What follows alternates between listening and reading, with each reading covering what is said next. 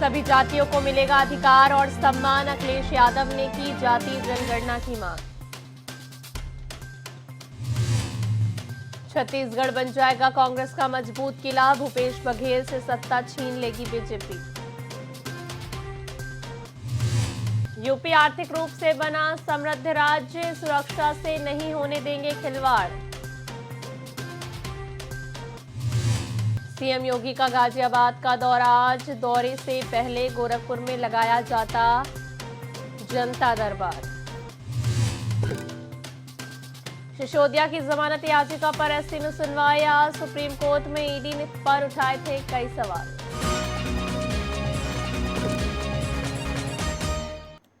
एक बार फिर से आप सभी का स्वागत है इंडिया वॉच में। आपके साथ मैं हूं श्रेया कश्यप। जहां अखिलेश यादव ने जातीय जनगणना में अपनी मांग जारी रखी है, उन्होंने गुरुवार को लखनऊ में कहा कि जातीय जनगणना हमारे समाज को जोड़ेगी, जो जातियां पीछे रह गई थी, जिन्हें अभी तक सम्मान और अधिकार नहीं दिया गया। और जो लोग ऐसा सोचते हैं उनकी जनसंख्या अधिक है लेकिन उन्हें अनुरूप कुछ नहीं मिल रहा है। मुझे लगता है कि जाति आधारित जनगणना हमारे समाज को एकीकृत करेगी।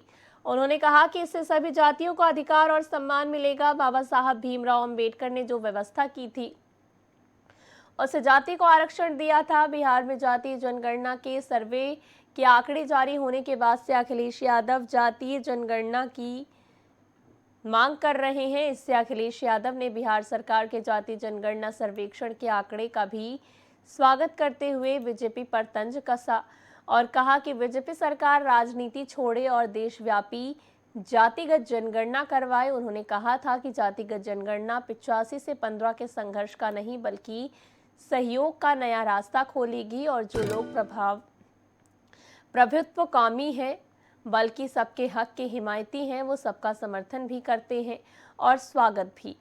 वहीं अखिलेश यादव बुधवार को जयप्रकाश नारायण की प्रतिमा पर माल्यार्पण करने जेपीएन गए थे। उन्हें अंदर जाने से रोकने के लिए गेट भी बंद कर दिया गया और ताला लगा दिया गया, जिस पर अखिलेश यादव अपने समर्थकों के सहित गेट फांदकर अंदर कूद गए और माल्यार्पण किया।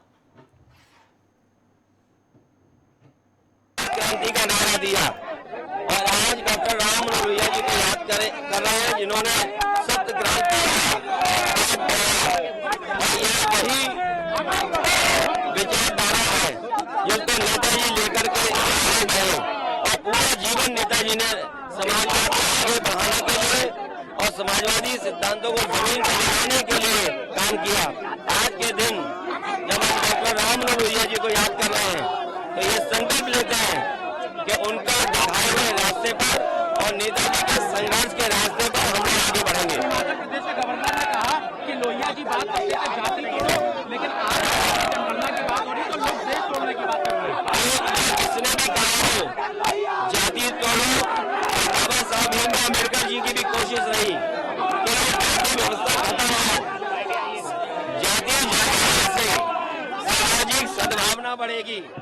जाति जनगणना से एक दूसरे से और करीब लाने का काम होगा और जो जातियां हमारी छूट गईं, जिनको अभी तक हक सम्मान नहीं मिला है और कभी कभी उन्हें लगता है कि अब आबादी में हम ज्यादा हैं और आबादी के हिसाब से उनको नहीं मिल पा रहा है, तो मैं समझता हूँ कास्ट सेंसस जातीय जनगणना हमारे समाज को जोड़ेगा।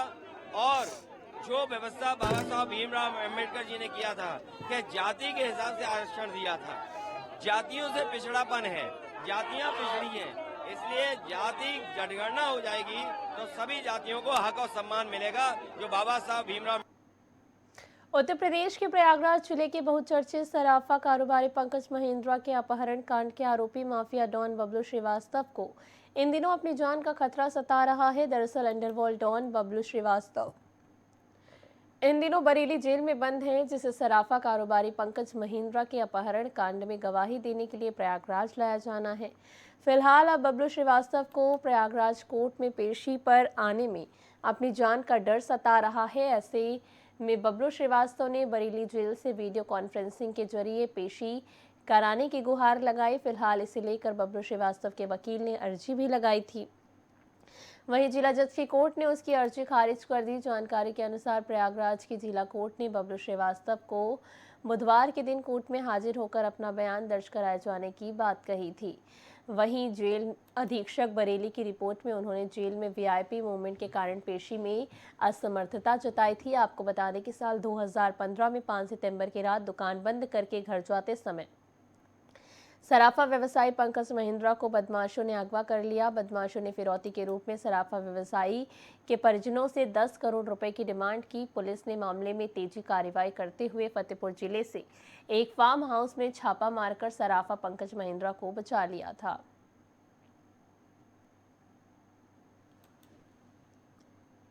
तेलंगाना में नवंबर महीने में एक चरण में ही मतदान होना है। वहीं नक्सल प्रभावित इलाकों की वजह से कम सीट होने के बावजूद छत्तीसगढ़ में 2 चरण में मतदान की प्रक्रिया पूरी की जाएगी। छत्तीसगढ़ में कुल 90 विधानसभा सीट है। सरकार बनाने के लिए बहुमत का आंकड़ा 46 है। प्रदेश में पहले चरण में 7 नवंबर को कबीरधाम जिला, नक्सल प्रभावित बस्तर क्षेत्र और राजनांदगांव जिले की 20 सीटों पर वोट डाले जाएंगे। वहीं दूसरे चरण में बाकी इलाकों की 70 सीटों पर 17 नवंबर को वोटिंग होगी। मतों की गिनती बाकी 4 राज्यों के साथ 3 दिसंबर को की जाएगी। इस बार छत्तीसगढ़ विधानसभा चुनाव बेहद ही रोमांचक रहने की उम्मीद है, लेकिन सीधा मुकाबला कांग्रेस और बीजेपी में ही है। छत्तीसगढ़ में कांग्रेस को फिर से प्यार मिलता है या फिर बीजेपी को अपना पुराना प्यार वापस मिल जाता है, इसी के इर्द गिर्द पूरा चुनाव घूमने वाला है। छत्तीसगढ़ के राजनीतिक हालात और समीकरणों को समझने के लिए प्रदेश की सियासत में अलग अलग पड़ाव पर नजर डालने की जरूरत है। एक लंबे आंदोलन के बाद मध्य प्रदेश से पहले होकर 1 नवंबर 2000 को छत्तीसगढ़ नया राज्य बनता है। तत्काल कांग्रेस नेता अजीत जोगी प्रदेश के पहले मुख्यमंत्री बनते हैं। वे 3 साल तक बतौर कांग्रेस नेता प्रदेश के मुख्यमंत्री रहते हैं। अलग राज्य बनने के बाद दिसंबर 2003 में यहां पहला विधानसभा चुनाव होता है। इसके साथ ही छत्तीसगढ़ की राजनीति में बीजेपी का वर्चस्व का जो सिलसिला है वो शुरू हो जाता है।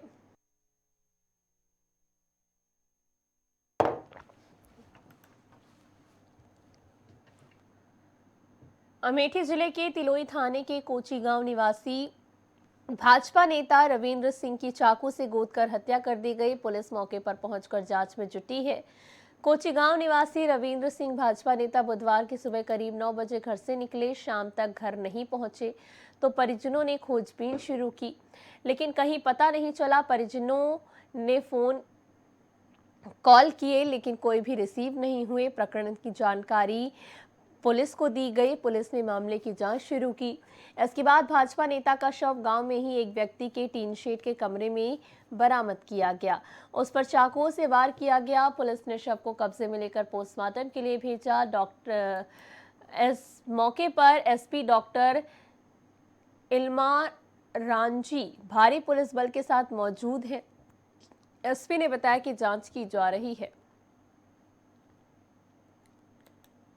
दलितों के अपना जनाधिकार बढ़ाने के लिए भाजपा अगले हफ्ते से दलित सम्मेलन का आयोजन करेगी। सम्मेलनों की शुरुआत हापुड़ से होगी और इसका समापन लखनऊ में होगा।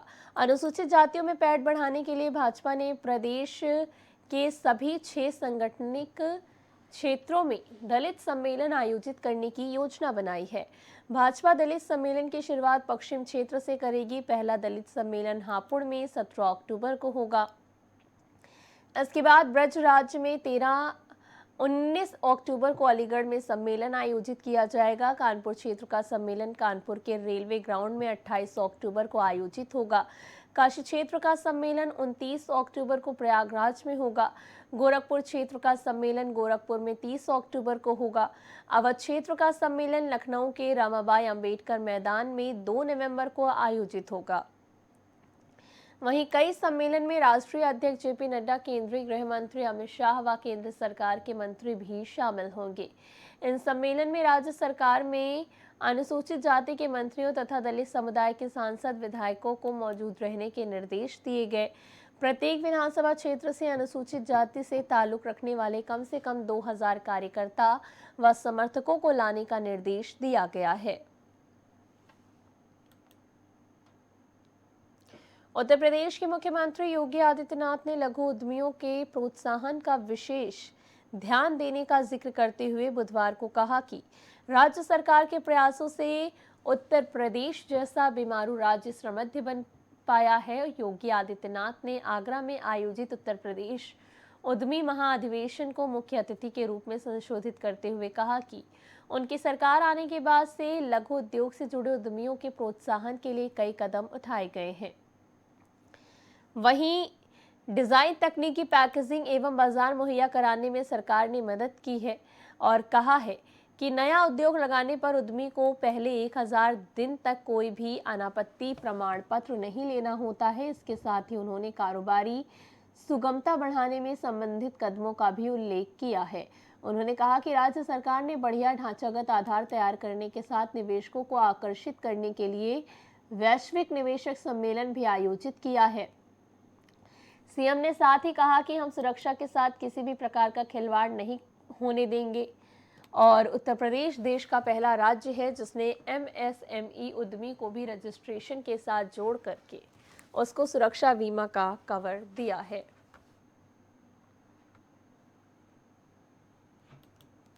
देश की पहली high speed rapid x train के पहले चरण का उद्घाटन शारदीय नवरात्र में पीएम मोदी के हाथों होगा। इसको लेकर प्रशासन तैयारियों में जुटा है। मुख्यमंत्री योगी गाजियाबाद के दौरे पर रहेंगे और सीएम पीएम के आगमन से पहले तैयारियों का जायजा लेंगे। गाजियाबाद दौरे की व्यवस्था के बावजूद सीएम ने गोरखपुर मंदिर में जनता दरबार लगाया। सीएम ने जनता दरबार कार्यक्रम के दौरान गोरखपुर मंदिर में सैकड़ों पीड़ित की समस्याओं को भी सुना है और तुरंत ही कार्रवाई के निर्देश दिए हैं। जनसभा को लेकर 2 स्थानों को चिन्हित किया गया है। पहले दुहाई का मैदान और दूसरा साहिबाबाद स्टेशन के सामने वसुंधरा का मैदान चिन्हित किया गया है।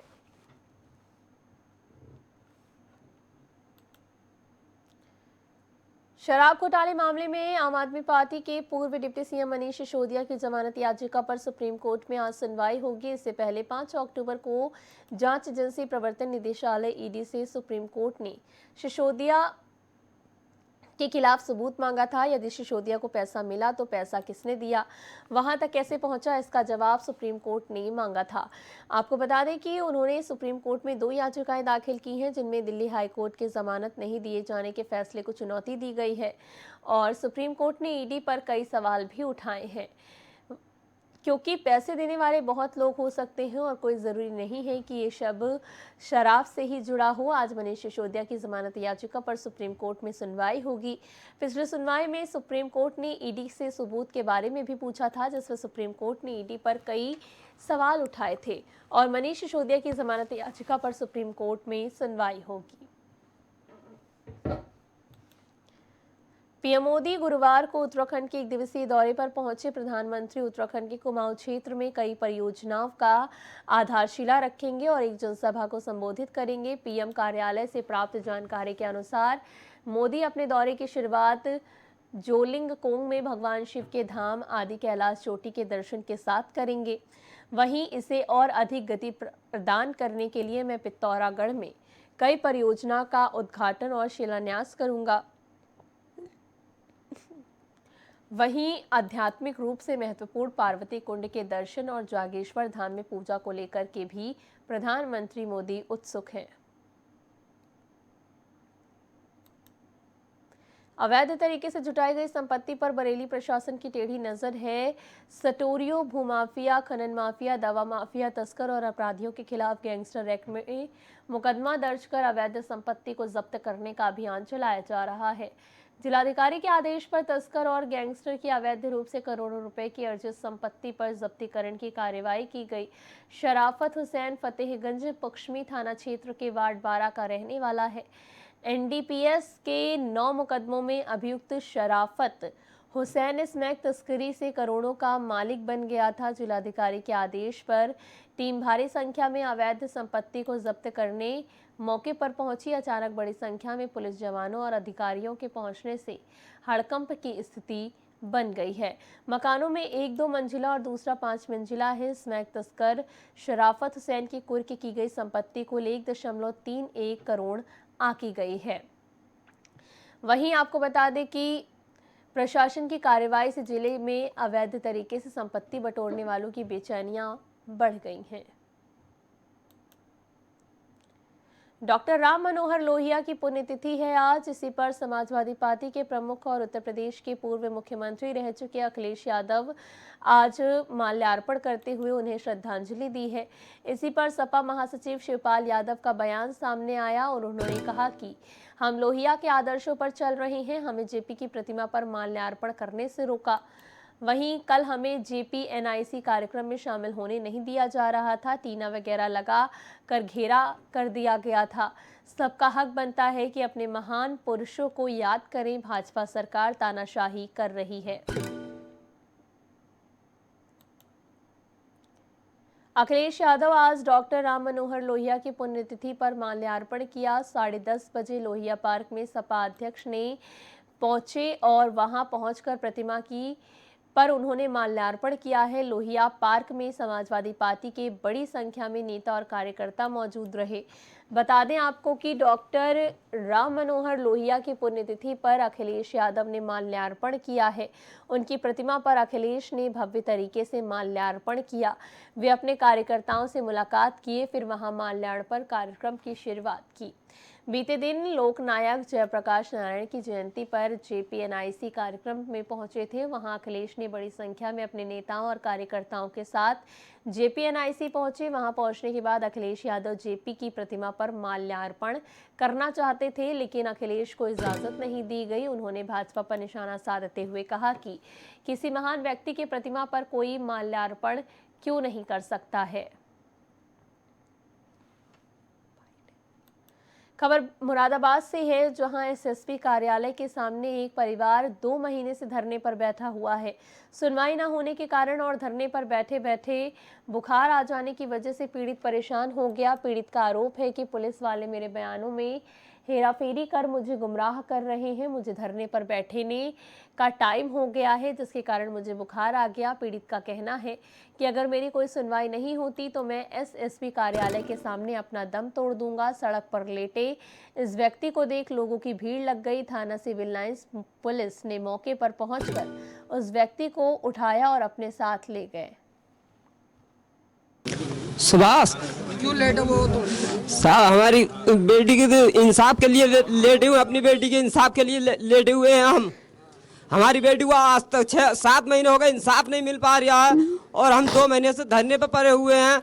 और यहाँ हमें सब बदमाश लोग भी आ रहे हैं, शराबी लोग भी आ रहे हैं, हमें धमका रहे हैं और जो अधिकारी हैं सब देख देख के यहाँ से चले जाते हैं। कोई भी अवशासन नहीं दे रहे। जो हमारी बेटी ने 3 अस्पतालों में बयान दिए थे, कोई बयानों का वो नहीं। जिस बयानों पर उन्हें गिरफ्तार किया गया वो बयान सब गायब कर दिए जा रहे हैं। सर हमारी तबीयत खराब हो रही है, अब डर लग रही है। सब हमारे परिवार में सब बीमार पड़े, सब हम कहाँ जाए क्या करें। जब हम यहाँ पे हैं तो हमारा इलाज हम कहाँ से करें। हम गरीब पीड़ित परिवार है, हमारे को खाने का ठिकाना नहीं है। हम 2 महीने हो गए साहब धरने पे बैठे हुए, कोई सुनवाई नहीं हो रही।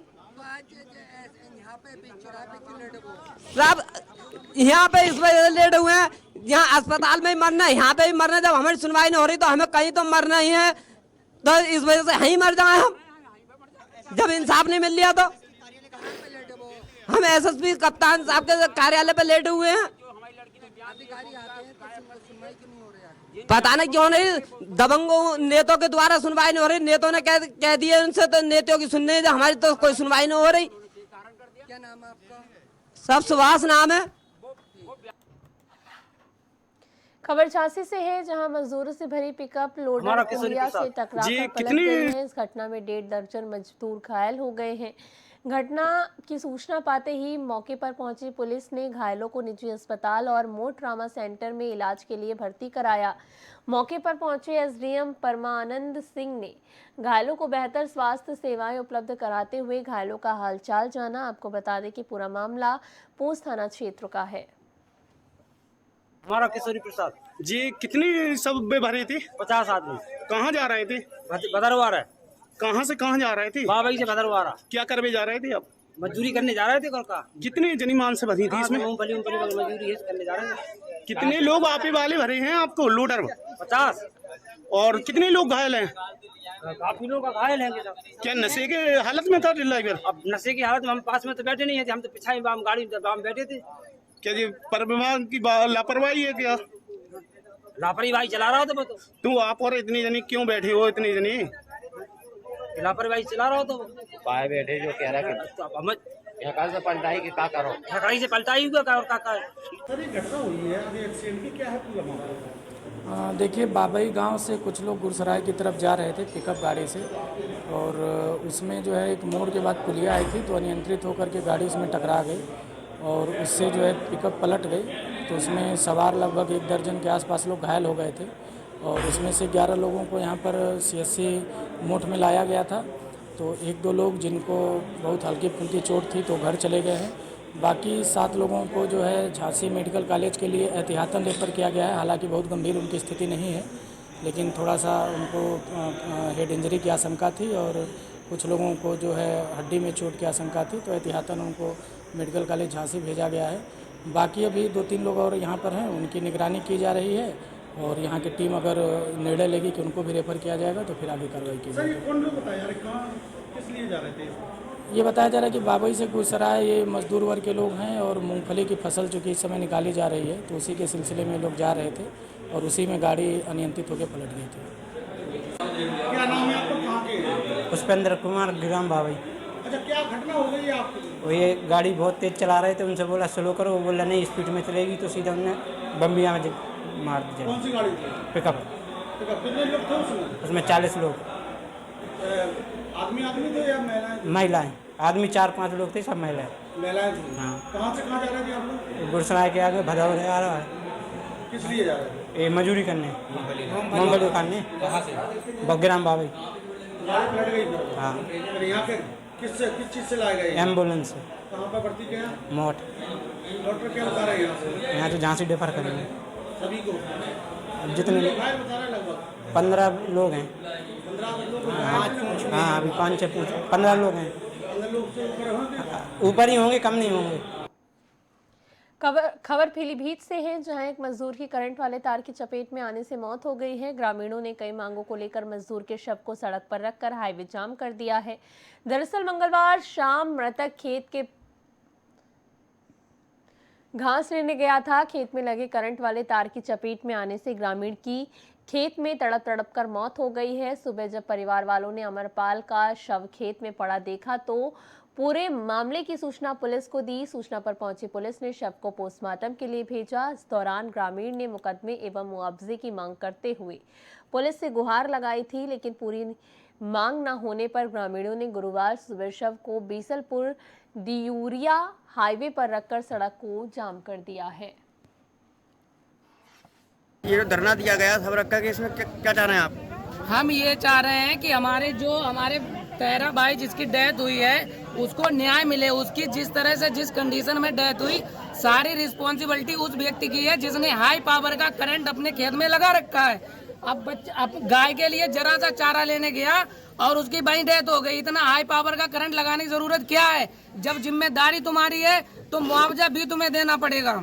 आप क्या चाह रहे हैं आप? हम यही मुआवजा चाह रहे हैं कि जो इसके मासूम इतने छोटे 3 बच्चे हैं, इसके घर में ना इसके पिताजी है ना इसकी बहन, कोई भी नहीं है। सिंगल बंदा था अपने घर में, किसी तरह से मजदूरी करके अपना घर चला रहा था ये।